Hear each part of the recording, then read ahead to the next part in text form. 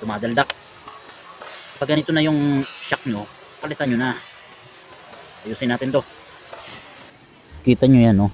Oh, takas na ng leak ng pork oil. So, bubuksan natin muna to. Tanggalin muna natin yung caliper nito. Yung mga sagabal. Tapos ito, axle. Tatanggalin na rin natin yan. So, gumamit lang kayo ng impact drill o kaya socket wrench. Pwede na yan. Ayan, tanggalin nyo muna tong caliper.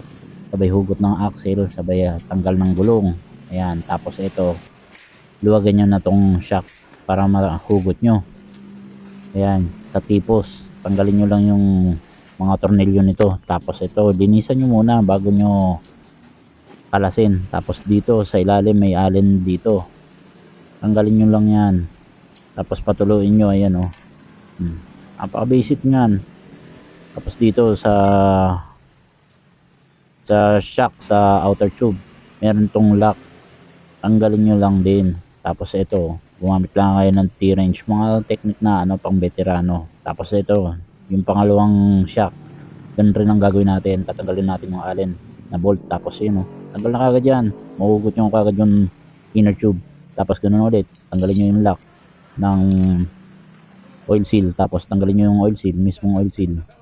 Tapos ang gagawin natin na yan, medyo maano na, di ba? Medyo malagatok. So, ang gagawin natin diyan, babawasan natin ng spring kasi may gagawin tayo diyan na pang veterano.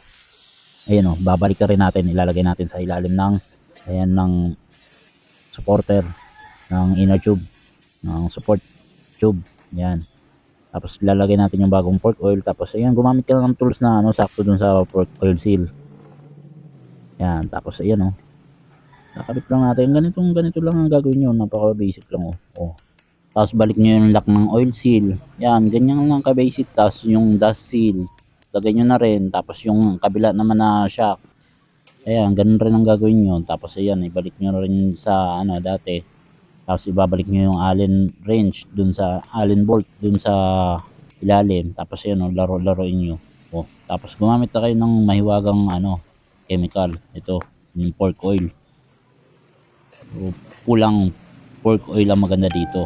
Ayan, ang ganda ng plane niyan, kita nyo naman, diba? Tapos gumamit kayo ng sukatan dito kung hindi kayo marunong magtansya.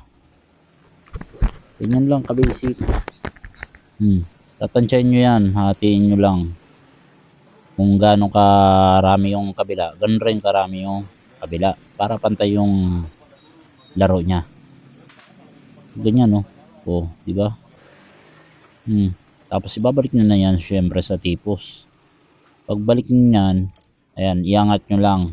Tapos sikwatin nyo ng flat screw. Tapos ibalik nyo yung bolt. Ayan, abot naman ng impact drill yan, Ayan. Tapos higpitan nyo na. So yung kabila naman, ganyan lang. Tapos balik nyo na yung gulong. Ayan, tingnan nyo naman yung play, diba? Nagbabounce ka agad. Napakaganda, diba? Ganun lang, ka-basic, diba? Good na good.